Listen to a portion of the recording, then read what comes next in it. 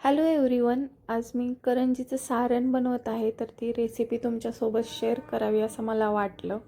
तर हे सारण आपण मोदकासाठी पण यूज करू शकतो. तर चला मग आज आपण साहित्य बघूया त्यासाठी काय काय लागतं. तर मी इथं अर्धा किलो रवा घेतलेला आहे. त्यासाठी पावशेर पिठी साखर लागते, खिसलेलं खोबरं, वर तूप, खसखस आणि विलायची पूड ह्या गोष्टी आपल्याला सारण बनवण्यासाठी लागत आहेत. तर चला आता कृती बघूया. तर मी इथं गॅसवर एक कढई ठेवलेली आहे. मध्यम आकाराची कढई घ्यायची आहे. गॅस चालू करून ते चांगली कढई थोडं 1-2 मिनटं तापून द्यायची आहे. त्यानंतर मी आता यामध्ये 2 चमचे तूप घालून घेत आहे. ॲक्च्युली हे 4 चमचे तूप आहे, त्यातले मी 2 चमचे तूप इथे आपल्याला रवा भाजण्यासाठी घातलेले आहेत. आता मी जो रवा घेतला होता हा सगळाच ह्या कढईमध्ये घालून घेतलेला आहे. आता आपल्याला हा सर्व रवा चांगला खमंग असा वास सुटेपर्यंत आलटून पालटून भाजून घ्यायचा आहे. हा सर्व बाजूंनी भाजला गेला पाहिजे, नाहीतर खाली लागण्याची किंवा करपण्याची शक्यता असते. तर ते काळजीपूर्वक तुम्ही हा रवा न करपवता चांगला भाजून घ्या. त्यामध्ये मी आता 1 चमचा तूप अजून ॲड केलेला आहे. आता मी इथे गॅस बंद करून घेत आहे. आता आपल्याला हा एका पातेल्यामध्ये काढून घ्यायचा आहे. तर मी आता हा रवा पूर्णपणे एका पातेल्यामध्ये काढून घेत आहे. तुम्ही पाहू शकता हा थोडा थोडा करपण्याच्याच मार्गावर होता, पण तो मी वेळेआधीच गॅस बंद करून तो सर्व रवा दुसऱ्या पातेल्यामध्ये मी हा काढून घेतलेला आहे.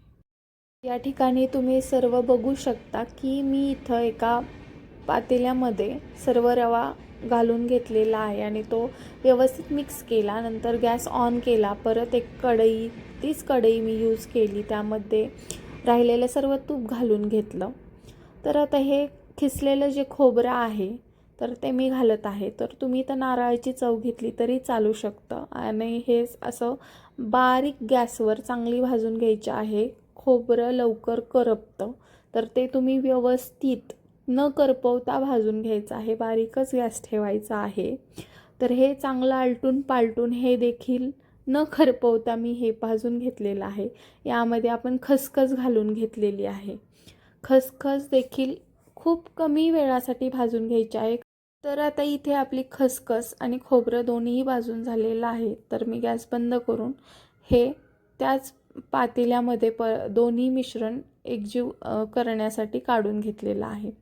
आता हे दोन्ही मिश्रण आपल्याला चांगल्या पद्धतीने एकजीव करायचं आहे. तुम्ही बघू शकता खोबऱ्याचा कलर अगदी लाल झालेला आहे. खूप सुंदर असा इथे वास येत आहे.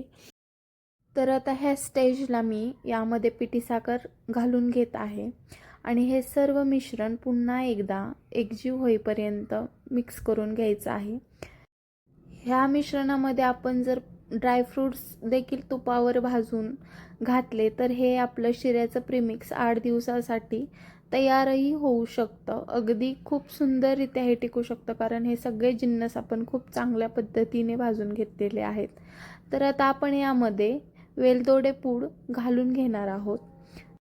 तर आता मी यामध्ये वेलदोडे पूड घालून सर्व पिठी साखरेच्या गाठी मोडून घेऊन करंजीचं सारण तयार केलेलं आहे. तर आता हे आपलं करंजीचं सारण करंजी बनवण्यासाठी तयार झालेलं आहे.